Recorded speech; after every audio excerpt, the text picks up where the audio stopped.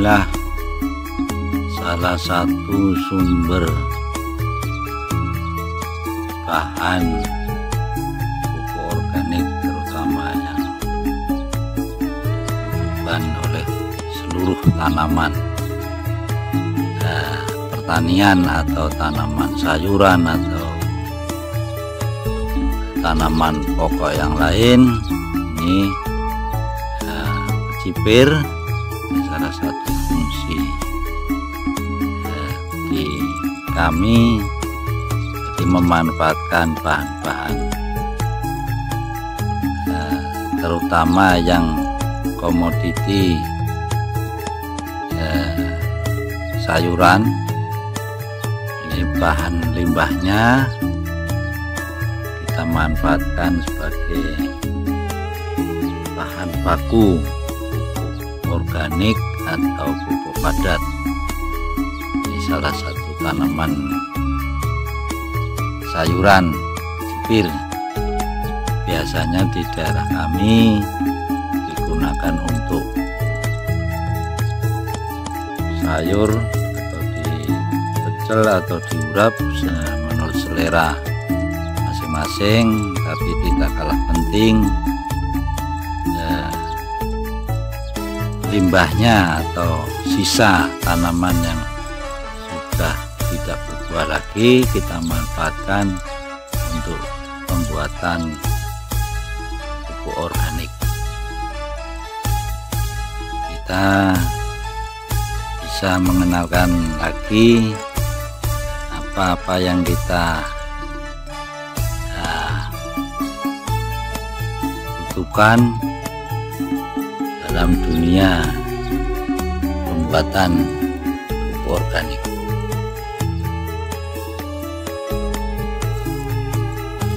Inilah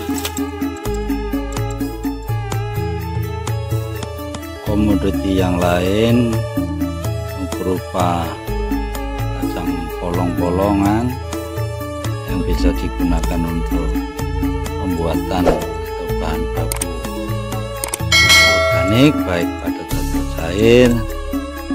Ini jenis kacang lembayung atau kacang tunggak. Ini biasanya kalau masih muda ini diambil daunnya untuk konsumsi, baik digunakan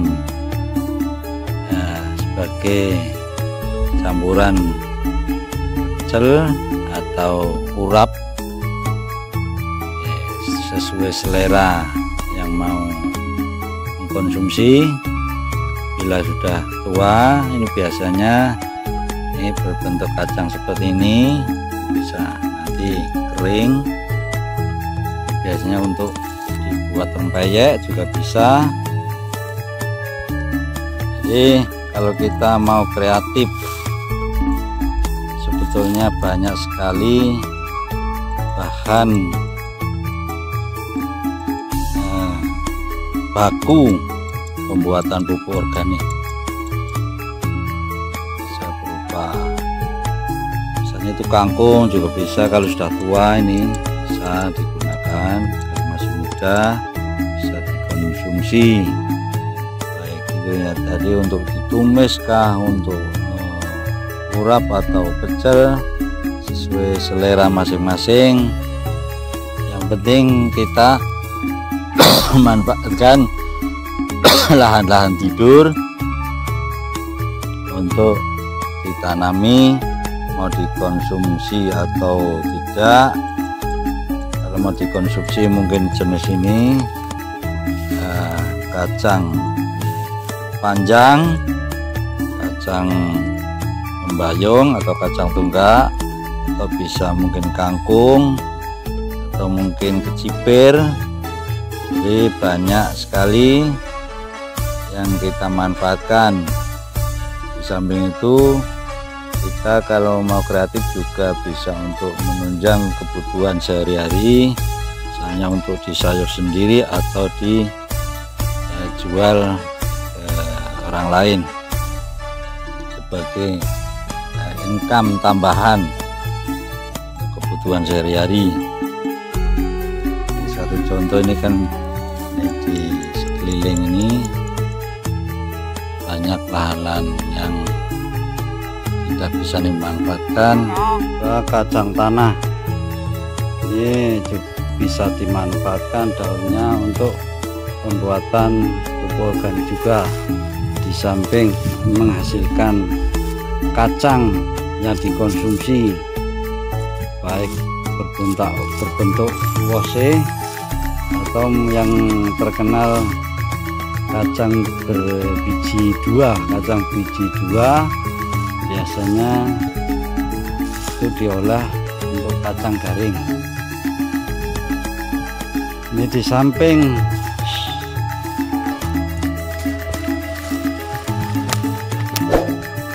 untuk dimanfaatkan kacangnya, juga daunnya untuk makan ternak. Di samping itu, kalau kita tidak punya ternak, bisa digunakan untuk bahan pupuk organik baik cair atau padat, mengandung unsur N tinggi. Jadi jangan disepelekan. Seluruh tanaman kalau kita mau memanfaatkan, baik itu padi, jeraminya kita ambil, kita proses dengan penggunaan E4, akan menghasilkan pupuk kompos. Di samping itu juga tanaman-tanaman yang lain, kalau kita mau kreatif, bisa dimanfaatkannya. Ini suatu contoh kegiatan petani di daerah Pantura. Di samping tanaman padi itu kita menanam kacang tanah, kambing beler.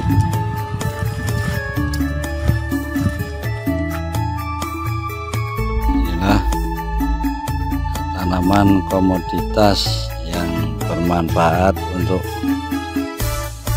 pemulihan lahan, yang bisa membantu netralisir mikrobia tanah, karena tanaman ini tanaman kacang hijau yang punya akar rhizobium, sehingga dapat membantu proses pengembalian tanah tersebut. Jadi yang penting tanah itu jangan sampai nganggur, seperti ini sebelah. Jadi yang jelas perbaikan unsur hara secara alami juga tidak bisa, karena ini ditumbuhi rumput liar. Kenapa kita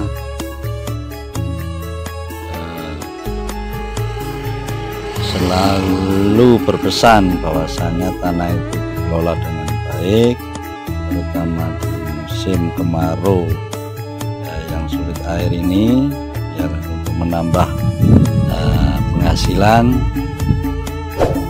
dan tidak lupa meninggalkan kelangsungan lahan itu tersendiri. Kita usahakan menanam jenis kacang-kacangan, terutama kacang hijau yang tahan dengan musim atau kurangnya air, terutama di musim kemarau. Mungkin itu sebagai ulasan dari kami. Mudah-mudahan dengan informasi ini rekan-rekan kacang tani bisa mengambil hikmahnya, manfaatnya apa sih yang disampaikan tadi, bisa menginspirasikan. Kita kembali ulasan dari awal untuk mengenalkan berbagai macam komoditas yang bisa membantu menyuburkan tanah, terutama yang diambil hasil produksinya, mulai dari kacang tanah, kacang panjang, kacang lembayung